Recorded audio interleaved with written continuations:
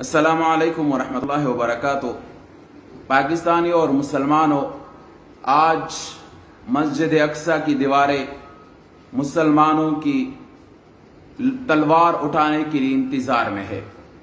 मस्जिद अक्सा के औरतें और बच्चे, फ़लस्तीन के और बूढ़े बच्चे मुसलमानों को पुकार रहे हैं कि हमारी इमदाद के लिए आप कब आओगे।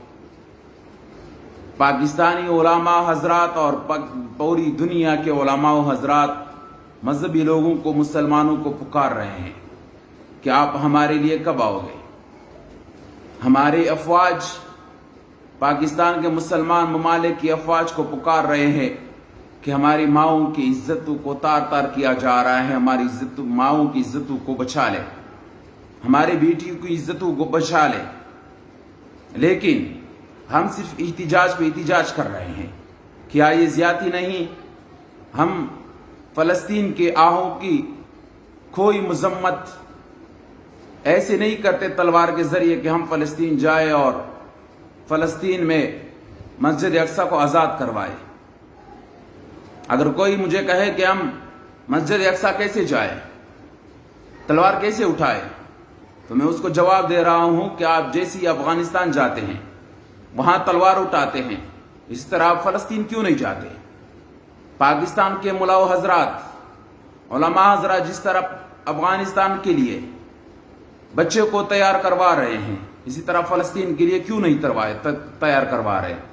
जिस तरह हमारे बच्चों को अफगानिस्तान भेज देते हैं, इस तरह फ़लस्तीन क्यों नहीं भेज देते। पाकिस्तान के जर्नल हजरात जिस तरह अफगानिस्तान के बच्चों की, फाटा के बच्चों की खूनरेजी की, इसी तरह फ़लस्तीन के लिए क्यों नहीं जा रहे हैं। पाकिस्तान के एक सिपा सलार, एक पाकिस्तान के मुजाहिद आजम, एक बहुत बड़ा जनरल राहिल शरीफ, जिसने पाकिस्तानी पश्तून अफगान के खून को, उसकी नदियां बहा दी, फाटा के मुसलमानों के घरों को उजाड़ दिया। लेकिन आज वो चंद किलोमीटर पर सिर्फ अपने लाव और लश्कर के साथ बैठा हुआ है। जनरल राहिल शरीफ, आप तो फाटा के पश्तूनों को तो खत्म करवाने पे तले हुए थे, आप तो उसके खिलाफ ऑपरेशन कर रहे थे, आप तो फख्र कर रहे थे कि मैं मुजाहिद आजम हूं, मैं सिपा सलार आजम हूं। आज आप क्यों खामोश हो? चंद सौ किलोमीटर पर क्यों खामोश हो? आपके साथ लाओ लश्कर भी मौजूद है। क्या सिर्फ ये जिहाद पश्तूनों के लिए, पश्तूनों के खिलाफ जायज है, या फ़लस्तीन के खिलाफ भी आप जा सकते हैं? फ़लस्तीन की माओं की इज्जतों को बचाने के लिए आप क्यों नहीं जाते? ये पता चलता है कि हम सिर्फ अमेरिका के गुलाम हैं। हम अमेरिका के कहने पर उसके नाम निहाद जंग को अपना लेते हैं, लेकिन जो असल जंग है मस्जिद अक्सा को बचाने के लिए, मुसलमानों को शरीयत के एक मुकद्दस जगह को बचाने के लिए, जो हमें आवाजें दे रही हैं, हम अपने अपने कानों में रोई रखी हुई है कि हम फ़लस्तीन के माओं की आवाज ना सुन लें। हम इसी तरह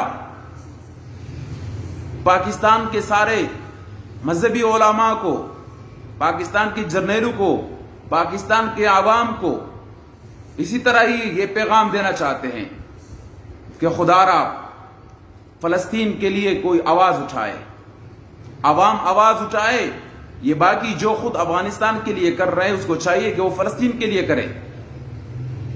अफगानियों ने मस्जिद अक्सा पर कब्जा नहीं किया कि आप उनके खिलाफ बच्चे को लड़वा रहे हैं, उनके खिलाफ मुजाहिदीन को मशक़ें दे रहे हो।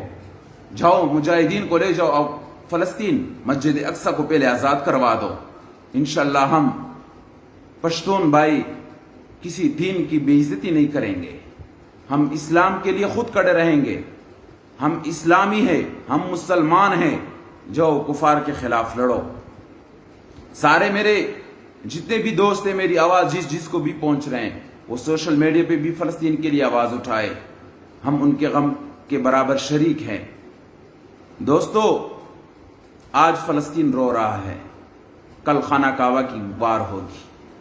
ہم تو پہلے ہی کہتے تھے کہ ہم افغانیوں کی خون بہہ رہے ہیں، اس طرح دوسروں کی خون بھی بہے گی۔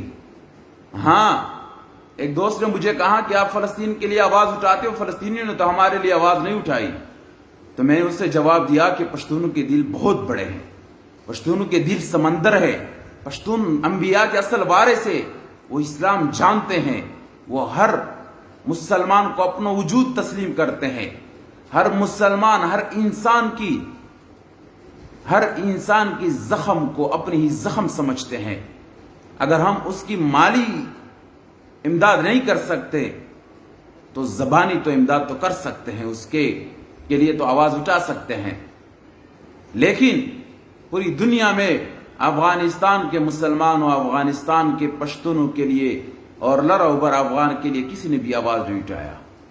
ہم یہ نہیں کہتے کہ اگر کسی نے ہمارے لیے آواز نہیں اٹھایا تو ہم اس کے لیے آواز نہیں اٹھائیں گے، نہیں، ہم اٹھاتے رہیں گے، کیونکہ ہمارے آباء و اجداد کی یہی رویہ ہے اور یہی رویہ تھا کہ وہ جہاں بھی جس پر بھی ظلم ہو رہا تھا اس کے خلاف وہ کھڑے ہو رہے تھے۔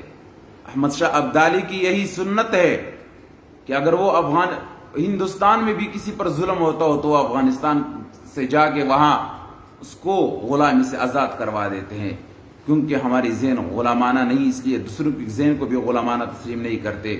اس لیے دوستو، فلسطین کے لیے آواز اٹھائے، فلسطین کے لیے جو جتنا ہو سکے کرے، پاکستانی حکومت اپنی حکومتی اقدامات کرے، پاکستان کے مذہبی شخصیات اپنی مذہبی عمل کو پورا کرے، اپنی فریضہ کو پورا کرے۔ وآخر دعوانا ان الحمدللہ رب العالمین۔